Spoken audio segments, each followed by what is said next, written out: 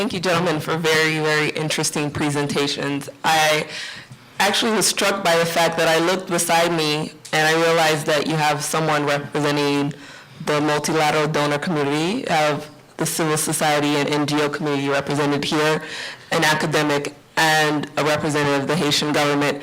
And this is my first time in the time I've been working on Haiti that I've seen all four of us at an institution or at a conference together and actually speaking on the same issue. So I'd like to congratulate the organizers for doing this. I think it's very, very interesting. And as you can see, everyone has brought a different perspective and brought different issues to the forefront based on their experiences in this sector. And I think it's very important to continue this conversation as is. And before we move on to the questions from the audience, I actually have two questions that I'd like to pose to you guys. One question is, in regards of governance and accountability, I think it's very interesting and important to keep this conversation towards sustainability. What can we do to ensure that a disaster like this doesn't happen again and it does not impact Haiti and Port-au-Prince in the same way that it did if it does ever happen again? And on that note, what I'd like to know is how can the Haitian government and the Haitian people hold international donors and NGOs accountable? Anyone can take the question.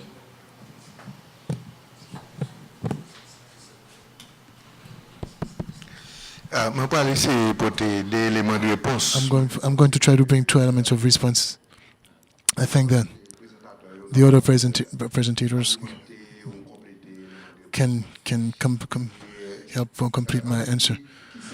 Let's see what can be done so if something like that could happen again in Haiti. Well, the first part of my answer will be discouraging, but perhaps you'll even be saddened by it. But if the same thing happens to Haiti, the same thing will happen again, because the answer is not a punctual response that you can come up with just slogan like "Live Life Better." It's an answer. It's a long-term answer. It's going to take a long time for us to get to create the system, the solid institutions in place, so the same things can't happen again. And so it is unfortunate, but I think that's a reality. Except that we have to start right now, and that's what we're trying to do right now. That's what we're trying to do, because we have right now a code of construction where there's a lot of engineers that were educated, that were trained. We have to support the municipalities so they can take the responsibility. So those engineers that can supervise for those construction.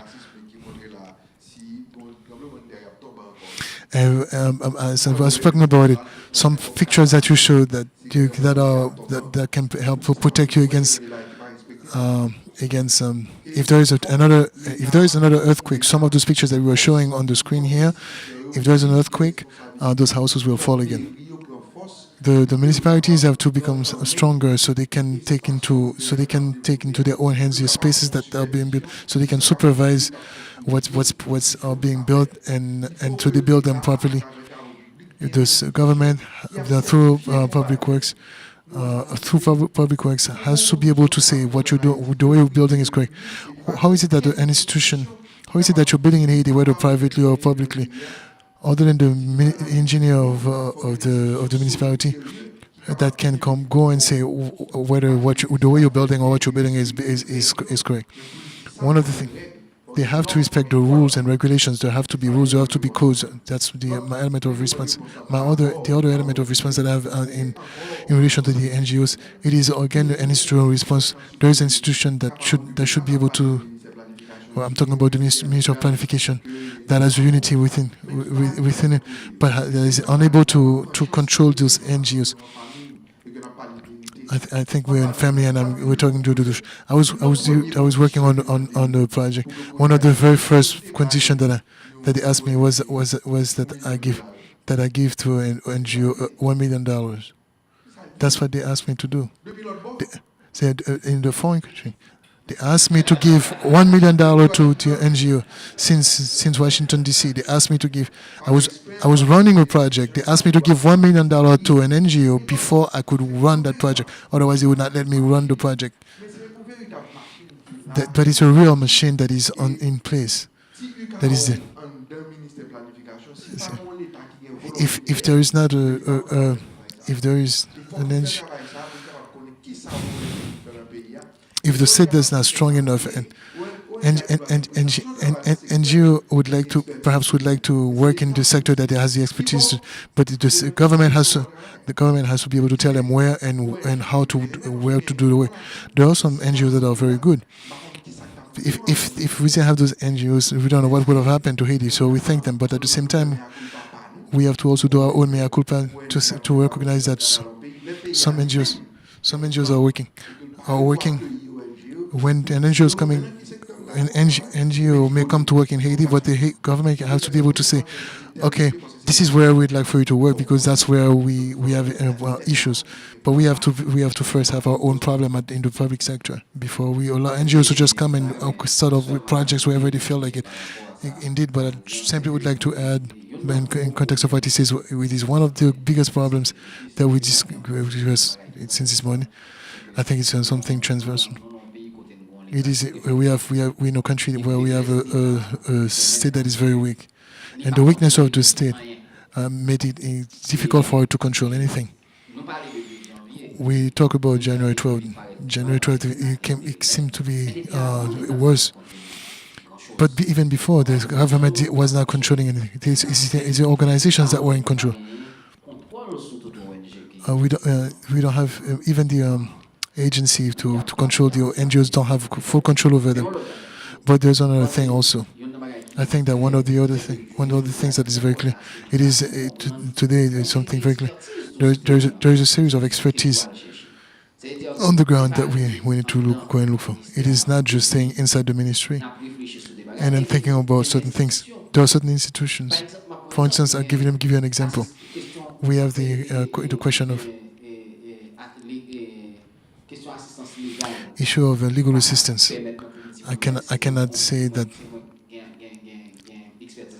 I can say that I have the expertise. I would be wrong. So, if Patrice is talking about migration, he knows he's going to come to God. In other words, does God know what the expertise of what's the expertise of each organization? It's when government knows. If one government knows that government knows all those things, that they'll be able to have better control over things. I would just a quick thing. What we can do as foreign donors to encourage accountability is our reward structure creates organizations that are only accountable to us as foreigners. And what we can do and we should do is require organizations to have a local participation plan, really detail what does it mean, and make use of the local community, local structures. I mean, we can make use of the community radio. I mean, why is it that people don't know which NGOs are doing what? You know, that's something that we can do quickly and easily in following what Haitians are doing. They have a very creative way of getting the messages out, but we need to do that. And having a 1-800 number, you know, the equivalent of that, like the 106, the 103, so people can call if there is a problem or a concern, and not just, you know, I mean, but it requires trust. I mean, like Haitian people have capacity. IDPs are also teachers. They're masons. They're nurses. They have capacities. If people were thinking about, if humanitarian agencies had open town hall meetings and saying, what are our needs, how do we meet them, and what are our capacities as human beings, you know, the people that could have had jobs would have done the jobs that were providing the services that the people needed. So when people in Haiti I talked to in the camps, there's like billions of dollars, we need jobs, we need health care. I'm a nurse, I don't understand. I mean, so it's for us to rethink the way that we offer that aid. And so the artificial separation between humanitarian policy on one hand, human rights on the other, development somewhere in the middle, that's part of the problem. But the biggest part of the problem is our citizenry don't really know what's going on. And we need to have transparency for ourselves. So that's, you know, it's maybe the model of DFID where we have a separate where USAID has more autonomy and more visibility and more ability to be, what we just heard about the isolation from the political mandates that might be useful here as well. Just a thought. Thank you, gentlemen. I think that as a social specialist, one of my concerns with the population leaving Port-au-Prince and now the Haitian government's policy of wanting to construct outside of Port-au-Prince and build different poles of housing in different priority sectors and priority neighborhoods, such as the housing we see constructed in the north, is how do we maintain social cohesion when you have people moving into new neighborhoods, you're constructing new communities, and you're building houses in places that there weren't houses before. So how do we move away from building homes and into actually building communities? Can you guys discuss that a little bit? What do the local people want? What are the local organizations asking for? What is the local government asking for? What is the local economy based on? I mean, if we're just imposing a clerical type model, what we're doing is we're reproducing the slumification, the bidonvillisation of Port-au-Prince, but we're saying we're decentralizing it. But what is the majority of people, their workforce is engaged in agriculture. So how do we support agriculture for long term? And create that. I mean, people are moving back. 630,000 people moved back to their hometowns. That was an opportunity lost. It's not too late, but the model has to be, we need different approaches to, if we're going to be reproducing the same model, we're going to be reproducing the same problem. So, I mean, we need to think outside of, I mean, literally, sorry to be sloganeering, but I mean, we need new solutions to these problems. Parfaitement d'accord avec l'élément de réponse au saut. I agree completely with the element of response that you just gave. At the same time, there is a new volume that came up. When you have a state, the government cannot stand. I think that's an approach that I could say that has two heads. I could say you have to continue doing what's happening because they have to be done. There are some responses that are urgent that are. Everything that we're doing right now, there is politics involved. Somebody who's running for president because the person has person has a mid.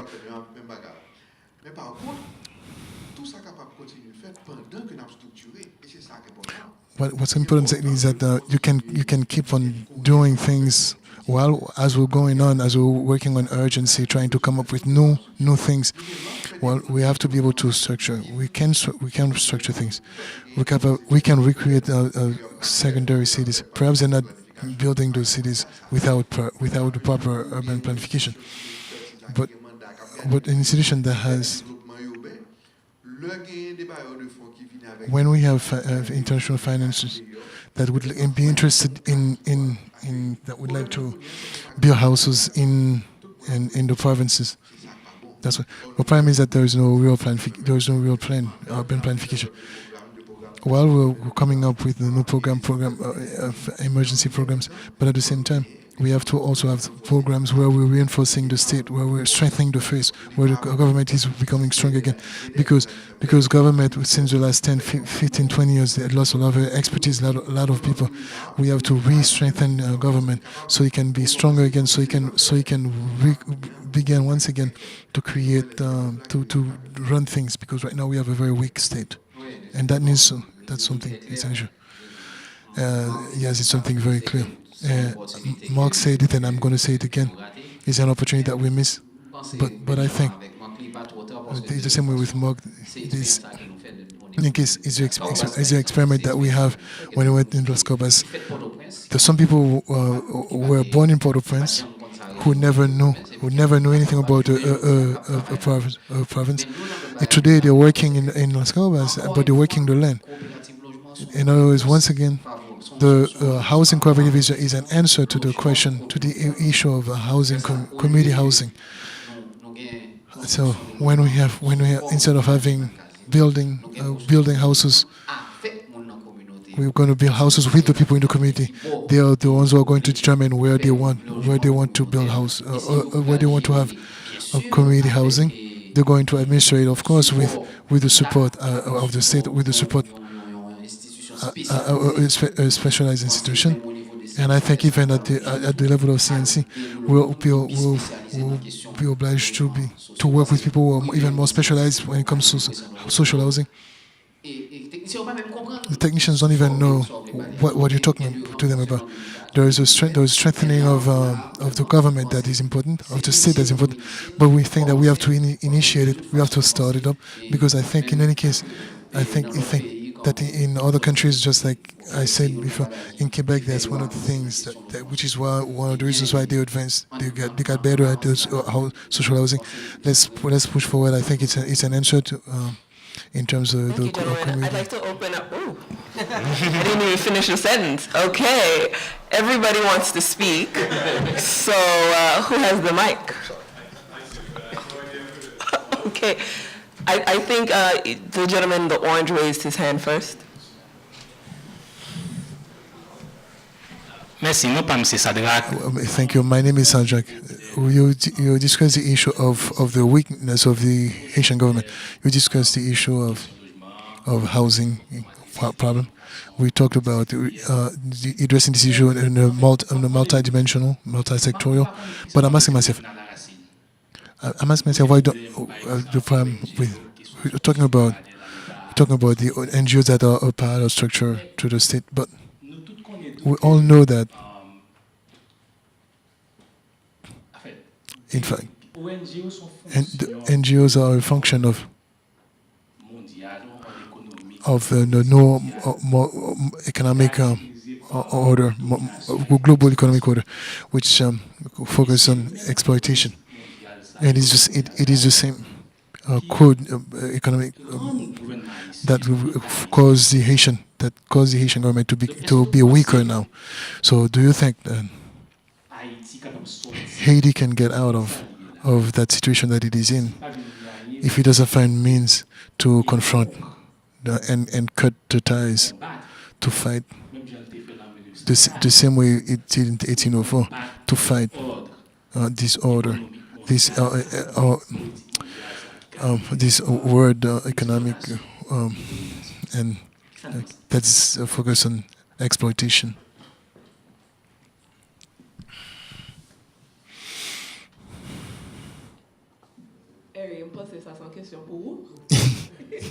They think the question is yours. I think I have to answer. I was trying not to have to answer to it. Okay, I'm going to let you speak. But I'm in agreement with you, but except that I'm asking myself if it's just a forum, but we're here to talk about, to have some reflection about the issue of housing. We know about all these complexities, and we got to get to your reflection, because that's gonna ask for us to discuss certain issues that would be of interest to the current audience, to the people who are here. I was going to cause people to get out of here even more excited, but I would prefer talking about this problematic, but in private.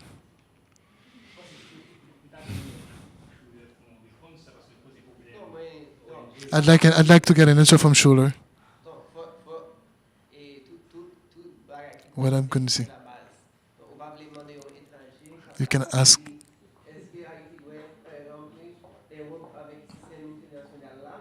You can ask them. Can Haiti cut ties with the international system?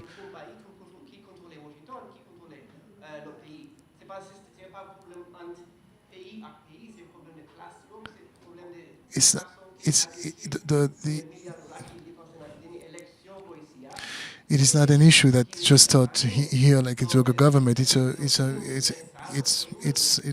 issue that's just about everywhere. The people who spend money during election time, who invest. Okay, that's. Thank you. Merci. I don't have just one question. I have many. Well, you're going to ask just one question. What we've noticed is that we've seen on the table. We see there are 4 people who are really passionate about the issues. We can feel the warmth of engagement, and I was pleased by that. But the intervention of Mark Schul I have an issue with it. It's 4 or 5 years after the earthquake. Mark seems to put all the phases in the same box. After the earthquake, Haiti went through different phases. There is a phase of extreme emergency. I was inside the Minister of Finances. 2 days later, people criticized President River.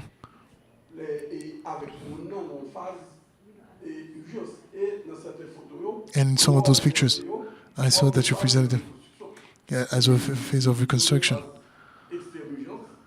We have a phase of extreme urgency, and we have different phases. I'd like to, in your presentation, to help us understand, because 1/10 after the earthquake, okay, that took care of people who were. All you had to do, you had no choice but to build a tent. Is it the same? Is it the same phase in November 24, 2014? That's the question. I don't get what he's saying. And then you talk about social housing. You're talking about global housing. Those debates were going on, and we push some people to go and question the statistics. When you look at the statistics, when we question the statistics, we notice that the middle class is somebody who's earning between $400 and $4,000 a month. $400,000 in Haiti is 16,000 goods. Is somebody who's a nurse, somebody who graduated from university, a police person, and etc. Somebody who's working at a bank or teller may earn between 10 and 15,000 goods. When we go and question the living condition in Haiti, we notice that the middle class represents only 5% of the population. Can you talk? Can you go and talk? Now there is a specialist who tells me to go work on the data. Can we go and have a program and start a program with only 5% of the population? We have to start a program for 5 years, 10 years later, for these 5% to be increased to become 10% or 10% or 20%. At that point, we know that we're going to create work, etc. We cannot just go and build 2-3 houses.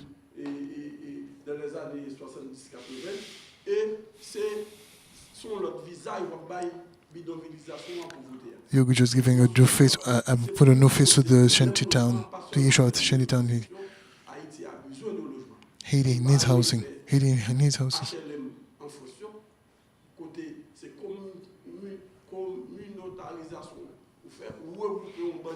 It's not. You shouldn't do like what they did in France, because build communalization, like having people living in commune, and they're going to stay there and they're still poor, and etc. We have to go to the bank. We have to go find the private sector. Bank financing does not mean exploitation. It has to help so the policeman can have access to finance to buy a house. If we get the control, put the debate just in the question of social housing, we're putting ourselves in a situation where we're going to reproduce the same thing like in France.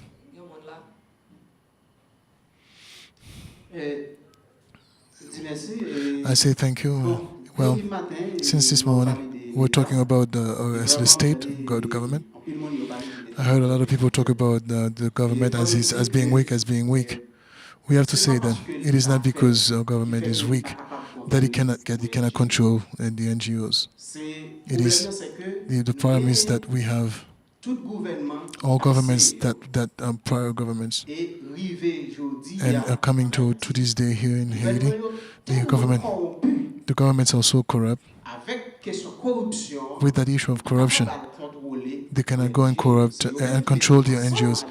they put themselves together with those NGOs to do what's happening in Haiti. Parce que l'autre gouvernement, Because when you consider aujourd'hui, a government like the one today, c'est un gouvernement qui est corrompu, on ne peut plus que nous ne pouvons jamais gagner en Haïti. a government that is so corrupt that we've never, the government of Michel Martin, how is he going to do to go and control an NGO that is corrupt itself? The other thing, La question terre, when it comes to issues of land, oui, tu parlé question yo capable de jeune terre. they said they couldn't find land. After the earthquake, there was a study that was made. I think Patrice talked about it. 5% of land only have legal papers of all those lands are for the state. The government needs land to keep people out of Villavage. They found it. They wanted to do free zone in Maribahu, in Caracol. They found that they want to keep people out of downtown. They did it. They wanted to take Ile de la Tortue. They didn't. To take Ile de la Gonave, they did all that. To take land from in the southern commune in the south, where they're doing tourism work. They found it. They came up with no laws to expropriate the people, to kick them out of their land. So how is it that today the same government, the same state are saying that they cannot find them? I know one camp that try to contact the municipality of Gracie. They say that in the municipality of Gracie took the land. All the land is for the government, for the state. The mayor of Gracie gave them the municipality of Gracie. They say if you can find an NGO that can build for you, you can have them buy. They can actually go and build there. When we got to Jacques Mel, when the government of Michel Martin was it was kicking out 140 peasants in Parc La Visite. When we went to the registry, we say that all that area is a property, is land owned by the state. How is it that today government is saying that it cannot find land in Haiti, and it's the government that is in control of all the land? Okay, we can take these questions.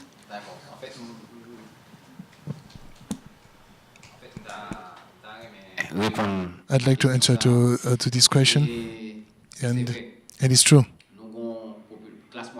The middle class, it's a minority, but I have to also say, but it's not really. I can also say it's not more of a minority than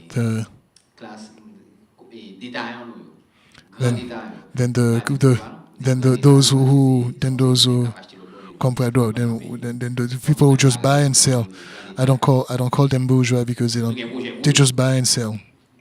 We have project for them. The other thing is, when I'm talking about social housing, because I know that more than 8% of the population lives on below poverty level. If I have such a population that is so poor, that is investment so poor, we cannot just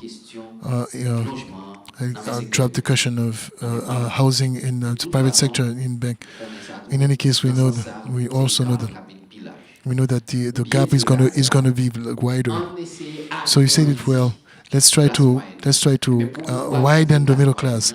In order to widen to make the middle class bigger, it is indeed it is a plan of development or social development, which is in itself will include the social housing. Remember, you said that you have to give people. When you give all economic activity, you're raising the people. You're raising the person's economic level when you give them housing. I'm gonna talk too long, but I'm gonna give one little example. If you go today in Plateau Central, you'll find two people who can tell you. I can go with you. We can find two people who can tell you that before the earthquake, this is where this was their economic level. After the earthquake, they were way at the bottom, and today they were much higher than where they were before the earthquake. It's not just because they have a house. They have house because when they have a house, there's an expense that they don't have to make.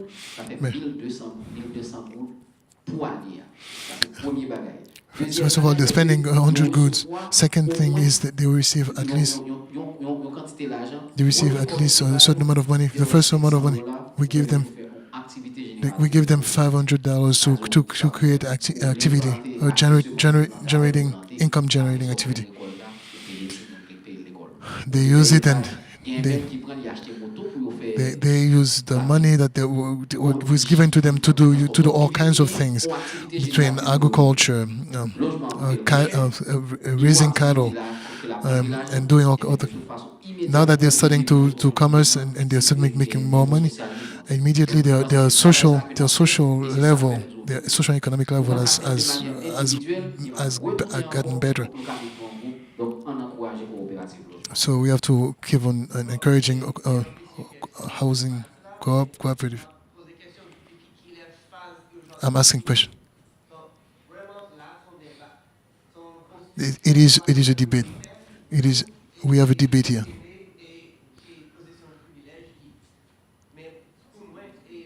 As far as I'm concerned, I already answered you. In January 2010, the people had begun to come together to say exactly this is our problem, so we could find potable water. Who's on the zone? Who's got such specialty?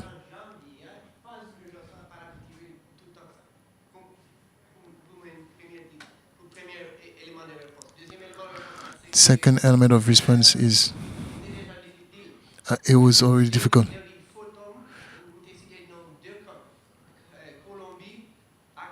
They gave two names, Colombia and Cali.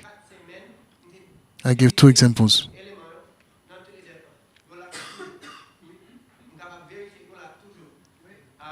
I can verify that these NGOs are still there.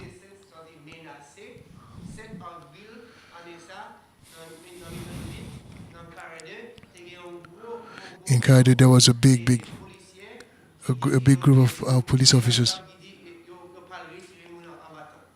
They were going to arrest them.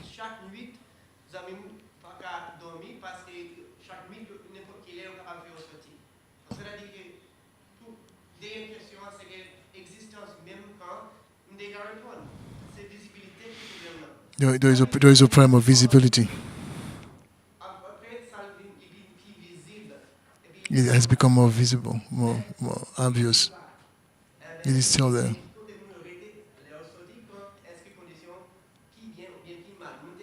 We ask them, are your conditions better or worse? Sometimes it's even better, sometimes it's even mal. Sometimes it is worse, it has written. Because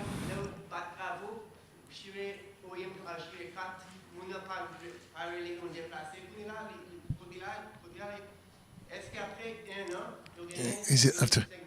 I can understand. After 1 year, do the people still live in the same house?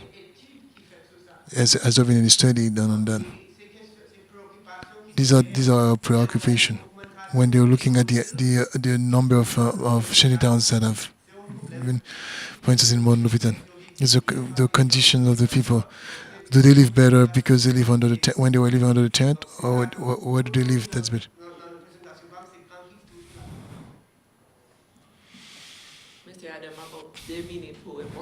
I'm giving you 2 minutes to answer.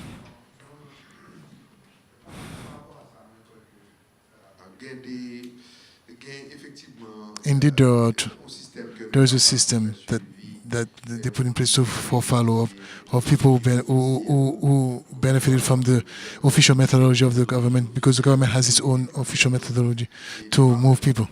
It doesn't do it on its own. It does it with OIM and with the United Nations system. And that also has an application of a lot of technology, which helps us respect the right of people.